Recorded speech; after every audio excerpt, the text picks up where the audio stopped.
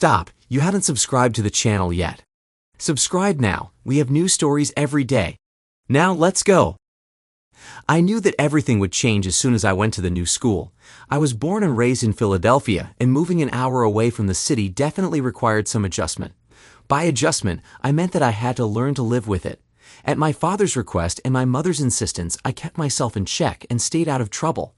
The population, to say the least, was diverse. There were a few African Americans, a few Hispanics, some Italians, and Jews. The majority were strong-headed Dutch descendants. These weren't Amish or Mennonites, just German Lutherans who dominated the area and everything in it. It was a real melting pot, so I didn't have much trouble adapting, though I missed my friends from Philadelphia. After finishing school, I stayed in the area, mainly to be close to my family. I still regularly visited my old neighborhood and kept close ties with my old friends. I got my first job as a truck driver delivering heating oil. After a few years, I was working inside the company, handling dispatch and orders. I developed a knack for business and could easily see myself owning a similar operation in a few years. I didn't have trouble finding friends from the opposite sex, and my personal life turned out better than I expected. When I got married, my mother was a little disappointed that my new wife wasn't Italian, but she did her best to accept Marcy unconditionally. After having 2 children, Marcy insisted that I get a vasectomy. I didn't mind, and once the kids started school, Marcy wanted to return to work. My father never believed it was a good idea for a wife and mother to work. I'm not entirely sure of the logic behind it, but looking back, I realize it made some sense. It's not that I was against Marcy working, but I didn't like the fact that she was interacting with people she knew and grew up with. I liked some of her friends, but not all of them. In school, she had participated in all kinds of student activities, and she really enjoyed them. I stayed away from those things and the people involved in them. I always felt they were a bunch of snobs who just sat around and fed each other's egos. I knew she had dated others before I met her, just as I had dated before we were together. We never really talked about what we had done in the past. It wasn't a rule or anything, it just happened that way. We had been married for about 10 years when our relationship started to fall apart. Marcy worked in the claims department of a national insurance company. I began to worry when she started working overtime and on weekends. 6 months later, when a seminar came up, I realized I had to do something about it. Tony, I just don't understand what the problem is. It's only for 3 days. I've already spoken to your mom, and she's agreed to watch the kids while I'm gone. You'll be home in the evenings. I know you can cook for yourself. I couldn't believe she had the nerve to ask me in the first place. Who's going to this seminar? She seemed to brighten up a little when I asked. 6 girls from the department, Betty Klink from HR, and Rodney. I smiled when she said his name. I was surprised she didn't realize that I knew all about her special lunches and evening meetings with her immediate supervisor, Rodney Foote. Rodney and Marcy had grown up together. In school, he was one of those guys who participated in all the clubs and activities except sports. Do you take me for a fool, Marcy? I don't understand. What are you talking about? I've known about you and Rodney for 6 months now. If you think I'm going to let you go away with him for 3 days, you're out of your mind. Tony, what are you saying? Rodney is my boss. There's nothing between us. I would never even think of betraying you. You know that. I glanced at the empty Budweiser can in my hand and slowly got up from the chair. On my way to the kitchen, I crushed the thin aluminum piece in my hand and tossed it into the trash. I missed, but I didn't bother picking it up. A new can hissed as I opened it and sat back down. Marcy just sat there, waiting for me to respond. You're the mother of my children, and as a mother, you're doing a good job. That's the only reason I haven't thrown you out. I spoke to my mom and explained everything to her. She said I should stay firm and hope you would end this for the sake of the kids. If I leave you, the court will give you my kids. I can't let that happen. Did you tell your mother that I'm cheating on you? No. A woman from the church told her. I just didn't deny it when she confronted me. You can't be serious. I don't believe you. Why are you saying all of this? I took a big sip of my beer and smiled. Rodney lives at 321 David Drive. It's only 3 blocks from your office. You usually go there with your boss 3 times a week, and you stay there for almost 3 hours each time. What are you doing at his apartment for 3 hours? After you explain that, maybe you can tell me about the overtime you've been putting in at work. Did you know the cleaning lady from your office also goes to church with my mother? Her eyes filled with tears and her lower lip trembled. As long as you don't publicly disgrace me or my family, I won't take any action. If that changes, all bets are off. You can leave or stay, but you will never take my boys from me. She was clearly upset when she jumped to her feet. Tony, I hate you. You spaghetti-eating bastard. With that, she ran out of the room, crying. It was the first time she had cursed at me, and the first time she made a derogatory comment about my background. Her Dutch side had finally shown itself. We had two boys, Terry and Rick, who shared a room with a bunk bed. The third bedroom was a guest room. From that day forward, I slept there. It was a rental house. We had saved over $60,000 for a down payment on our dream home, but my dream had turned into a farce. Nothing more was said about the seminar. Marcy stopped working overtime. She started bringing her own lunch to work. The atmosphere at home wasn't just cold. It was icy and uncomfortable. My mom didn't hear any more updates from her church friends. Everything seemed to settle down, but I felt uneasy. There was no intimacy during that time, but I knew I couldn't tolerate that situation for much longer. Against my better judgment, I agreed to accompany Marcy to her company's Christmas party. I didn't want to let her go alone and figured I could get through the evening quietly, staying out of the way. It seemed like a solid plan, but it had its flaws. The company had rented a hall with a dance floor, a buffet table, and several open bars. I managed to have 3 beers throughout the evening without feeling the effects. By the time we arrived, the only available tables were near the higher-ups of the company. It was clear that all the employees were avoiding those spots. For the first hour, everything seemed fine. I noticed Rodney across the room, hanging out with some of his buddies. A few of the guys Marcy worked with asked her to dance, but Rodney stayed off to the side. I was glad I let her dance, as I had no desire to do so myself. I had just started drinking my 3rd beer when I noticed Marcy and Rodney exchanging glances. It was mostly nods and slight gestures, but something was definitely going on. I did my best to appear bored and indifferent, but I kept a close eye on them. My wife excused herself and went to the ladies' room. I quickly scanned the room and saw that Rodney was also gone. It was unbelievable. After everything we had discussed at home, it was beyond foolish for her to even attempt to meet up with him while I was in the same building. She could see him at work anytime, without anyone stopping her. I started to think that the only reason she might be doing this was to humiliate me, to make me look like a fool. Meeting Rodney during a work party would be a public insult. His friends, who were standing near one of the bars with wide grins on their faces, seemed to know something. Marcy glanced back to check if I was still in my place, then disappeared down the hallway leading to the restrooms. I stopped by the main table on my way to the restroom. I leaned in and apologized for interrupting the party just to get their attention. The guys at the other end of the room, who had been grinning foolishly, suddenly stopped smiling. They looked uneasy, unsure of how to help their buddy Rodney. I first checked the ladies' room, but it was empty. In the men's restroom, I wasn't as fortunate. From that moment, everything seemed to happen in slow motion. They were kissing. He had his back to me, and his hand was up her skirt. There was no sign of resistance from her. I grabbed Rodney from behind by the neck and took a step to the side before slamming his head into the bathroom tiles. Something definitely broke. I heard my wife calling my name repeatedly, but I completely ignored her.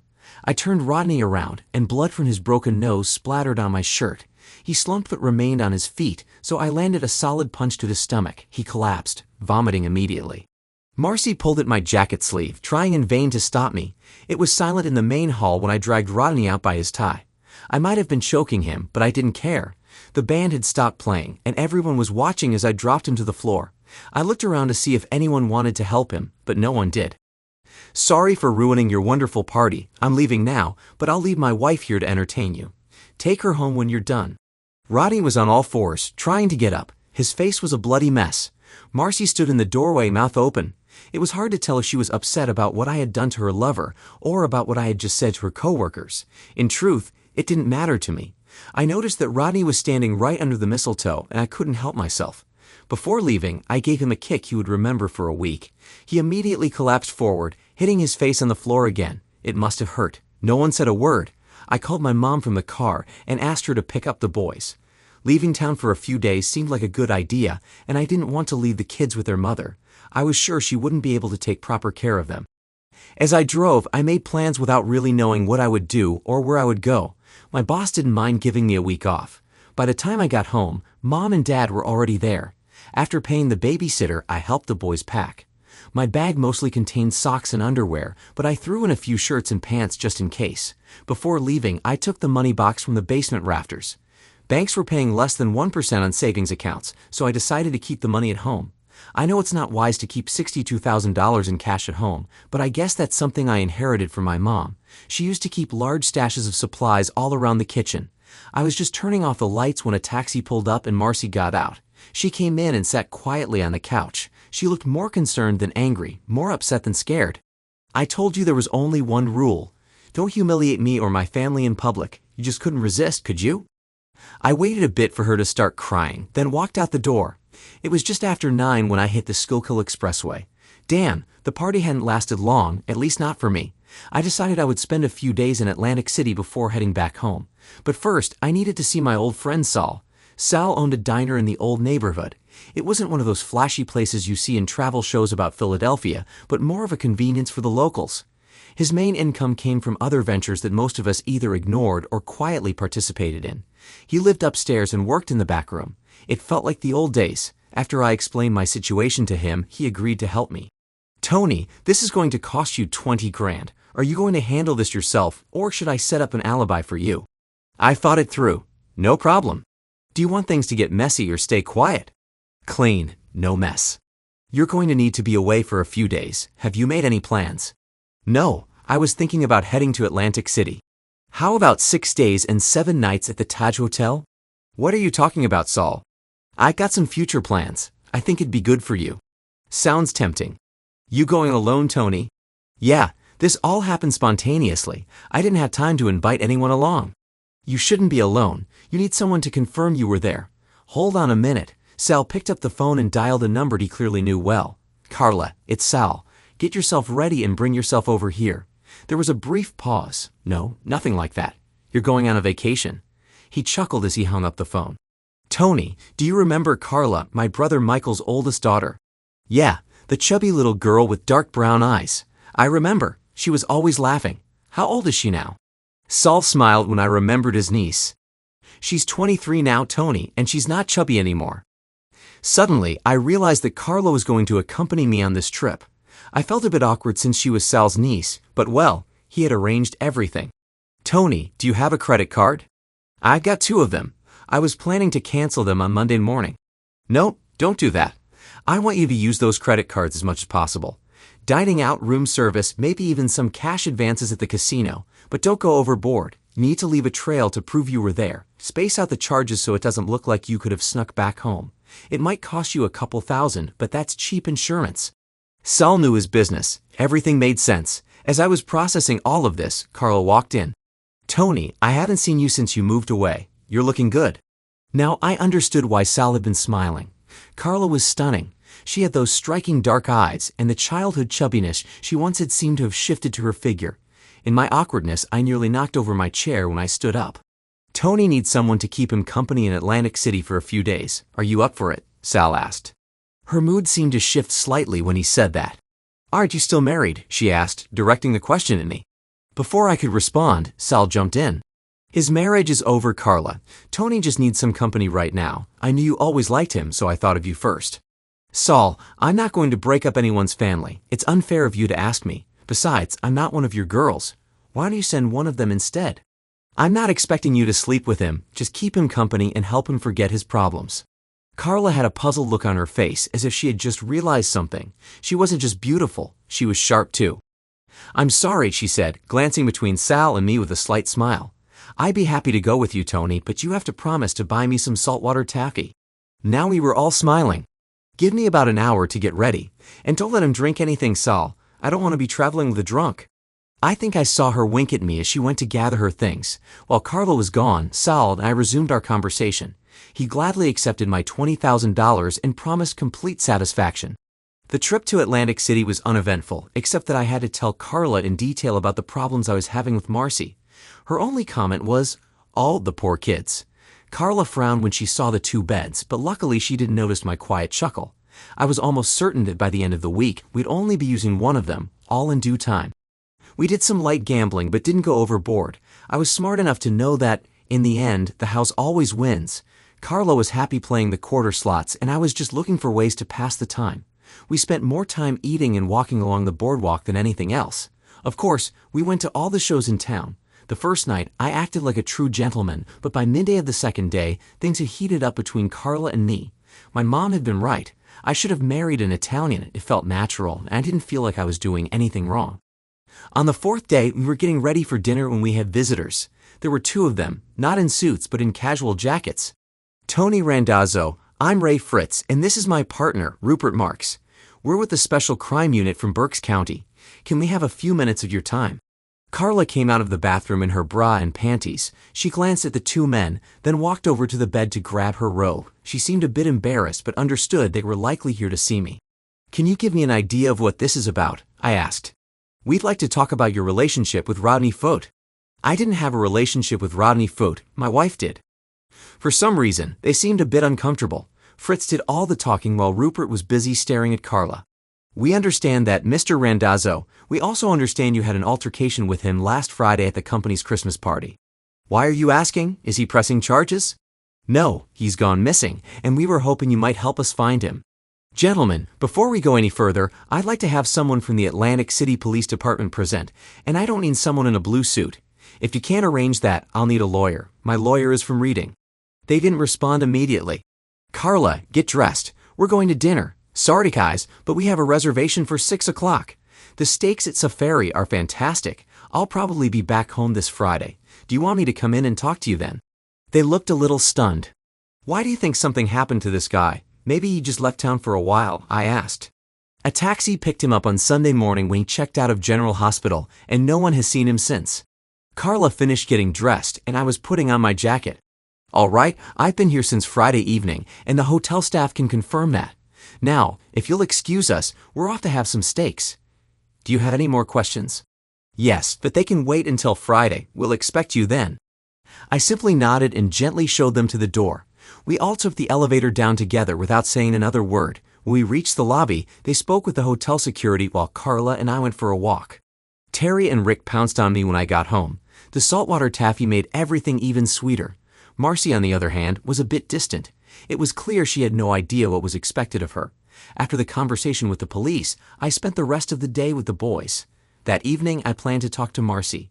The boys settled in front of the TV for the night, so I sat at the kitchen table, waiting for Marcy to finish cleaning up. She seemed to take longer than usual, but I stayed where I was. Eventually, she turned to me and sat down, resting her elbows on the plastic tabletop. "What did you do to Rodney?" Her tone wasn't angry or demanding, but she seemed genuinely concerned. She looked at me, then toward the other end of the room, waiting for a response. "I was in Atlantic City all week. I haven't seen Rodney since the party." "You hurt him." "I hope so.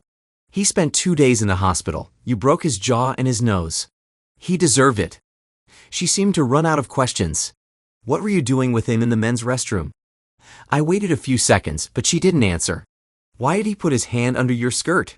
Still, no response. Marcy wrung her hands and stared at the tabletop. "Why aren't you at work, and why are the kids home on a school day?" "I had to quit my job. I couldn't go back there again. I pulled the boys out of school because your mother said you might be home today." It was time for a confrontation. "I told you there was only one rule. You can't do anything that would humiliate me or my family. A simple rule. Why did you feel the need to ruin everything by breaking that agreement? You both felt you had to do something. Why?" The longer we sat, the more nervous Marcy became. I slammed my fist on the table. I asked, "Why? Damn it, answer me." "I don't know why. It just happened. You were sitting in the corner like a lost puppy, and we felt like we could take advantage of the situation. We had no idea you'd lose your mind. You acted like a madman. I was scared to death." At least I got some emotion out of her. Of course, none of it made sense. I didn't even bother to analyze what she said. It was foolish of them to do what they did while I was there. They had weeks to meet before the party, and I would have never known. No, the only reason they chose that time and place was to humiliate me. All her rambling didn't change that. "Marcy, you have 3 options. You can stay here and be a good mother to your kids. You can divorce me and leave without the children, or you can just disappear. If you stay, we will no longer live as husband and wife, and I won't tolerate any affairs with Rodney or anyone else." At the mention of Rodney's name, Marcy broke down in tears. Before she could make a decision, she ran out of the room sobbing. I figured we'd finish this conversation tomorrow. Adjustments were made.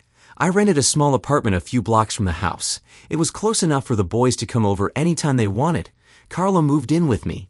The police spoke to me a few more times, then stopped bothering me. Rodney Foot had been picked up by a taxi outside the hospital, and no one had seen him since. His family offered a reward for any information, but nothing came of it. Every evening, I had dinner with Marcy and the boys, and on weekends, I spent as much time with my sons as possible.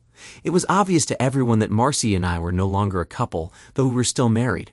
Marcy spent a lot of time with her parents and sister, and I didn't have a problem with that. There were no signs that she was seeing anyone else. She quit her job right after the Christmas party and didn't seem interested in finding another one. We never finished the conversation we had on that first night when I came home. She played the role of a good mother. The house was always in order, the boys were well fed, and they wore clean clothes. I took care of the lawn and handled the household chores. Every week, Marcy received $200 for groceries, household expenses, and her personal needs. I always asked if she needed more, but she always declined. We no longer had credit cards. For Thanksgiving and Christmas, the boys and I spent time with my family. Carla usually joined us. Marcy spent the holidays with her family, but she spent Christmas Eve with the boys. Whenever Terry or Rick tried to talk about the relationship between their mother and me, it became awkward. We both refused to discuss it with them. I appreciated that on her part, but what could she say? This farce continued for years. Of course, my brief explanations don't capture everything that was really happening. There were constant complications and disagreements, but we managed to get through them. At first, things were good between Carla and me. Over time, she started spending more time with her family in Philadelphia and less with me. I couldn't blame her. I owed her for all the effort she put in to help make the separation easier for us. Under those circumstances, I couldn't divorce Marcy, and as long as the boys were living at home, I couldn't force her out. These were limits I had imposed on myself, but I forced myself to stick to them. I hated the whole situation, but I couldn't think of an alternative. The boys, however, eventually did. Terry was 16 when everything finally came to a head. A new student at school, who was a relative of my wife's former lover, insisted on provoking Terry about the situation. This was the first time it had happened, and he wasn't prepared for it. Roddy's nephew ended up in the hospital, and I had to pick Terry up from school. He was suspended for 2 weeks and faced potential charges for assault. Unfortunately, Rick was there when things escalated and insisted on trying to help his brother. As a result, he lost 2 teeth but earned his brother's admiration for the effort. Marcy met us at the door when I brought the boys home. Terry immediately started yelling at his mother for not telling them what had happened years ago. Marcy didn't defend herself. She just stood there and listened as her eldest son expressed his anger. I left them alone and took Rick to the dentist. Rick didn't seem too upset about losing his teeth, but I wasn't thrilled about the upcoming dental expenses. When we got back home, Marcy was gone. Her car was still there, but that was it. Terry said she just grabbed her purse and left. She didn't say a word to him or offer any explanation. I took a week off work to try and sort things out. Marcy's parents and sister refused to even speak to me. A week went by, and I still had no idea where she was or what her intentions were. Carla and I moved into the house. At first, it felt awkward sleeping in the same bed, but the boys adjusted to it much easier than I had imagined. Everything that belonged to Marcy or was associated with her disappeared from the house one day while I was at work. I had no idea what Carla did with it, and I never asked. Carla took over all the responsibilities that Marcy had previously handled. I got her a few credit cards to make things easier. It was strange that I trusted my girlfriend more than I ever trusted my wife. I sold Marcy's car and bought a new one for Carla. Family gatherings became much less tense under the new circumstances. Carla was much happier and my mom was thrilled. Terry and Rick had no more issues at school and Rodney's nephew never returned. Finally, everything seemed to settle down, though I was still technically married. I waited 2 months before going to the police to report Marcy as missing. In reality, I filed her as a runaway spouse, intending to use this report when filing for divorce, citing abandonment. I waited another 2 months and then filed the divorce papers. She had to be gone for a full year before the divorce could be finalized. I had everything planned in advance. Family life returned to normal. Terry and Rick grew attached to Carla without any issues. They never called her mom, always just Carla, but that was fine. We felt more like a family than we had in years. Then, out of the blue, I was officially granted the divorce. I was a free man. 2 weeks later, Carla and I drove to Elkton and got married. We were a family again. Terry graduated from high school and joined the Air Force. A year later, Rick decided to attend Toledo University. Everything happened so fast. Soon, it was just Carla and me. We never heard from Marcy again. My parents moved to Ocala and made everyone promise to visit at least twice a year. With nothing tying us down, Carla and I moved back to Philadelphia. After graduation, Rick opened a Trini butcher shop in Westchester. We saw him a few times a month, and he always had something exciting to show us. About a year later, one of Carla's nieces was getting married, and of course, we had to attend. An Italian wedding is a big event. By big, we mean lots of people, mostly family, but also plenty of freeloaders looking for drinks and free food. It didn't matter because there was plenty to see and enjoy. We were sitting with friends, enjoying the evening, when I noticed Carla seemed a bit nervous. I saw her glance around a few times, as if she were looking for something. I threw a few quick glances myself and didn't see anything unusual. I forgot about it until my wife, after excusing herself, got up to go to the restroom. Something felt off. I watched her walk to the far end of the room, where she met one of her old friends.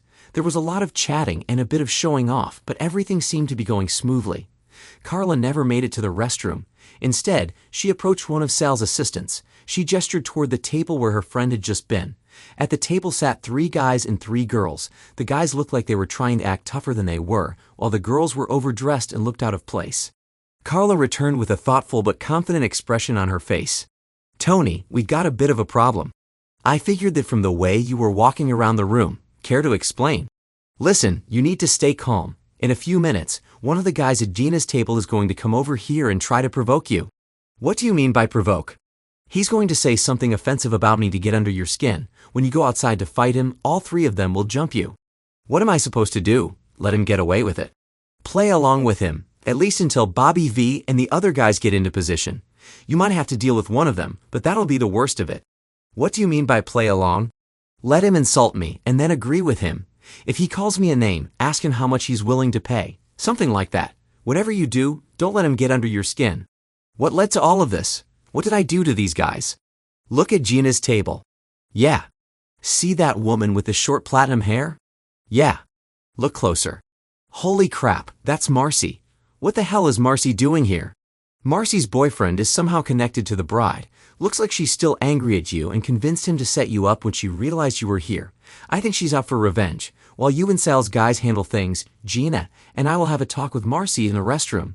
It won't be pretty." I didn't like where things were heading. This was a wedding. The young bride would remember this night for the rest of her life. It wasn't fair for a couple of thugs to ruin everything. 10 minutes later, I noticed the guy with Marcy stand up. I stood up too and apologized to everyone at the table. Carla gave me a strange look but seemed to understand. I casually made my way over to the side fire exit where everyone went to smoke. The guy nodded, and 2 others vowed to follow him.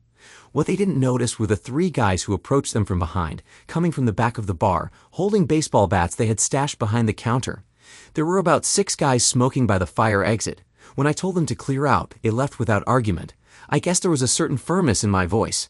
I walked about 20 steps from the door, stopped, and turned around. The 3 guys came out smiling, but it didn't last long. Within seconds, they heard the door close behind them. The smiles disappeared when they turned around and saw the 3 men with bats, along with the bride's father. It was all over in less than 30 seconds. I didn't have to raise a hand. "I apologize for any inconvenience I may have caused you or your family on this special evening," I said, feeling like a character from The Godfather. "Thank you for having the decency to step outside," he replied, shaking my hand before returning to his daughter.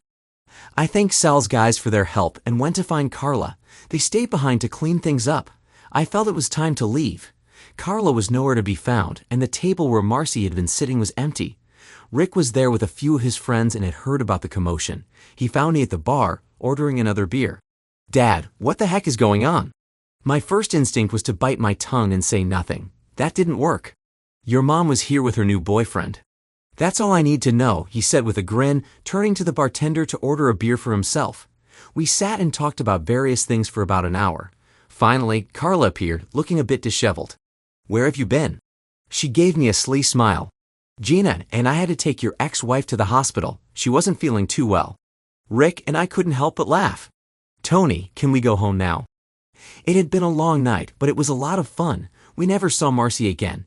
Carla and I are still together, living in the old neighborhood. Life is good. Thanks to everyone who took the time to listen to today's stories. If you enjoyed it, please consider liking and subscribing if you haven't already. Feel free to share your thoughts on the events in the comments below. Take care.